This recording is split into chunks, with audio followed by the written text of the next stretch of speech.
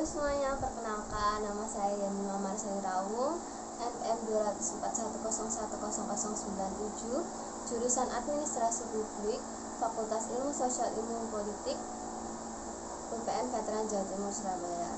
Di sini saya akan menjelaskan tentang interaksi sosial dan perbedaan antara interaksi sosial yang asosiatif dan disosiatif. Interaksi sosial asosiatif adalah bentuk interaksi sosial positif yang mengaruh pada kesatuan. Proses asosiatif juga disebut proses suatu integrasi atau konjungtif. Proses ini penting untuk kemajuan masyarakat. Dalam proses sosial ini, anggota-anggota masyarakat berada dalam keadaan harmonis yang mengarah pada pola-pola kerjasama. Proses sosial yang asosiatif dibedakan menjadi 4, yaitu 1. Kerjasama. Kerjasama adalah usaha bersama antara orang perseorangan atau kelompok untuk mencapai tujuan bersama.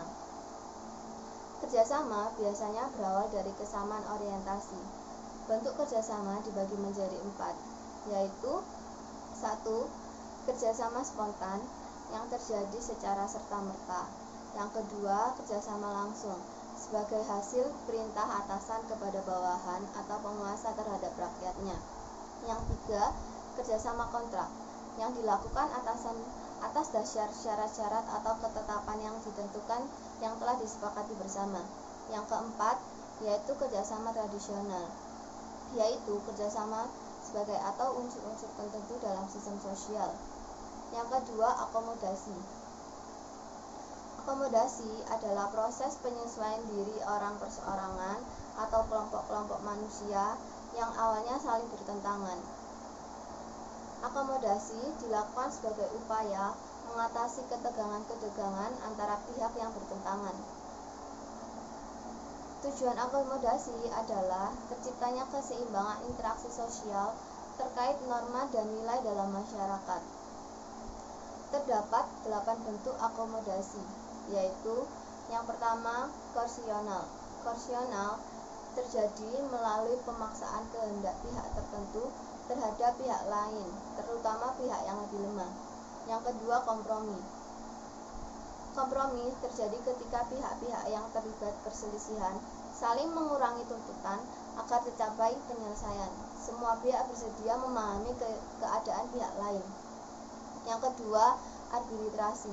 Arbitrasi terjadi bila pihak-pihak yang berselisih tidak sanggup mencapai kompromi yang dihadirkan pihak ketiga yang netral untuk mengusahakan penyelesaian pertentangan. Yang keempat, ada mediasi. Hampir sama dengan arbitrasi, namun dalam mediasi pihak ketiga bertindak sebagai penengah, tidak mempunyai wewenang dalam memberi keputusan penyelesaian perselisihan antara kedua belah pihak. Yang kelima adalah konsiliasi. Konsiliasi adalah bentuk akomodasi untuk mempertemukan keinginan-keinginan dari pihak yang berselisih demi tercapainya tujuan bersama. Yang keenam, ada toleransi. Toleransi merupakan bentuk akomodasi tanpa persetujuan resmi. Ada keinginan untuk menghindari diri dari perselisihan yang saling merugikan kedua belah pihak. Selanjutnya, ada settlement. Settlement terjadi ketika kelompok yang terlibat pertentangan mempunyai kekuatan yang seimbang. Selanjutnya, ada adjudikasi. Adjudikasi dapat dipahami sebagai penyelesaian masalah atau sengketa melalui pengadilan atau juru hukum. Yang ketiga, ada asimilasi. Asimilasi merupakan proses sosial yang ditandai usaha-usaha mengurangi perbedaan-perbedaan yang ada di antara perseorangan atau kelompok-kelompok manusia. Proses ini meliputi usaha-usaha untuk mempertimbangkan kesatuan tindakan, sikap, proses mental dengan memperhatikan tujuan dan kepentingan bersama. Apa sih faktor-faktor yang mempermudah terjadinya asimilasi? Antara lain adanya sikap toleransi terhadap kebudayaan lain, kesempatan yang seimbang di bidang ekonomi, sikap menghargai orang asing dan kebudayaannya, sikap terbuka dari golongan yang berkuasa dalam masyarakat, dan persamaan dalam unsur-unsur kebudayaan. Perkawinan campuran atau amalgamation adanya musuh bersama dari luar atau dari luar pihak yang bersangkutan. Sedangkan apa sih faktor-faktor yang menghambat asimilasi? Adalah 1. Terisolasinya kehidupan suatu golongan tertentu dalam masyarakat. Yang kedua, kurangnya pengetahuan mengenai kebudayaan yang dihadapi. Yang ketiga, perasaan takut terhadap kekuatan kebudayaan yang dihadapi. Yang keempat, perasaan bahwa suatu kebudayaan golongan atau kelompok tertentu lebih tinggi daripada kebudayaan golongan atau kelompok lainnya. Yang kelima, perbedaan ciri badani seperti warna kulit. Bila golongan minoritas mengalami gangguan dari golongan yang berkuasa. Yang keempat, ada alkulturasi. Alkulturasi bisa diartikan sebagai proses sosial yang timbul kalau kelompok manusia kebudayaannya terhadap dengan unsur-unsur dari kebudayaan asing. Unsur-unsur kebudayaan asing itu pelan-pelan diterima tanpa menyebabkan kehilangan kepribadian kebudayaan itu sendiri. Selanjutnya, proses sosial disosiatif adalah keadaan sosial dalam keadaan yang kurang harmonis akibat adanya pertentangan antara anggota masyarakat. Ketidaktertiban sosial memunculkan disintegrasi sosial akibat pertentangan antara anggota-anggota masyarakat tersebut. Proses sosial disosiatif juga disebut proses sosial integratif atau disjungtif. Meskipun proses ini menghambat pertumbuhan dalam perkembangan masyarakat, ketidakhadiran disosiatif berakibat strategi masyarakat. Proses sosial disosiatif meliputi 1. Persaingan. Persaingan merupakan suatu proses sosial saat ada dua pihak atau lebih saling berlomba dan berbuat sesuatu untuk mencapai kemenangan tertentu. Persaingan terjadi saat beberapa pihak menginginkan sesuatu yang jumlahnya sangat terbatas atau sesuatu yang menjadi pusat perhatian umum.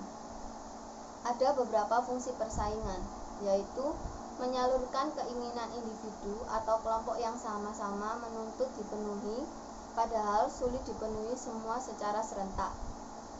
Menyalurkan kepentingan serta nilai-nilai dasar masyarakat, terutama kepentingan dan nilai yang menimbulkan konflik. Menyeleksi individu yang pantas memperoleh kedudukan serta peran yang sesuai dengan kemampuannya. Kontravensi. Kontravensi merupakan proses sosial yang telah ditandai ketidakpastian, keraguan, penolakan, dan penyangkalan yang tidak diungkap secara terbuka. Hal yang menyebabkan adanya perbedaan pendirian antara kalangan tertentu dengan kalangan lainnya dalam masyarakat atau dengan pendirian masyarakat. Menurut Leopold von Wies dan Wolf Botter, bentuk konvensasi adalah kontravensi umum, misalnya penolakan, pengancaman pihak lain, perlawanan, intervensi sederhana, misalnya penyangkalan pernyataan orang di depan umum.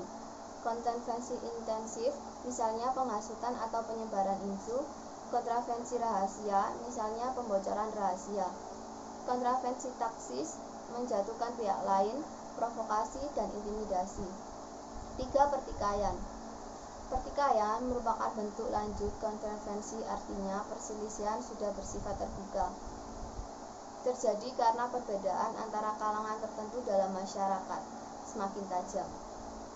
Pertikaian ini biasanya muncul bila individu atau kelompok berusaha memenuhi kebutuhan atau tujuannya dengan jalan menentang pihak lain dengan cara ancaman atau kekerasan. Yang keempat, konflik. Konflik secara umum memang sering terjadi dalam masyarakat sebagai gejala sosial yang alami. Konflik adalah proses sosial di mana orang perseorangan atau kelompok manusia berusaha memenuhi tujuan dengan jalan menentang pihak lawan yang disertai dengan ancaman atau kekerasan. Sekian penjelasan dari saya, mohon maaf bila ada salah kata. Terima kasih.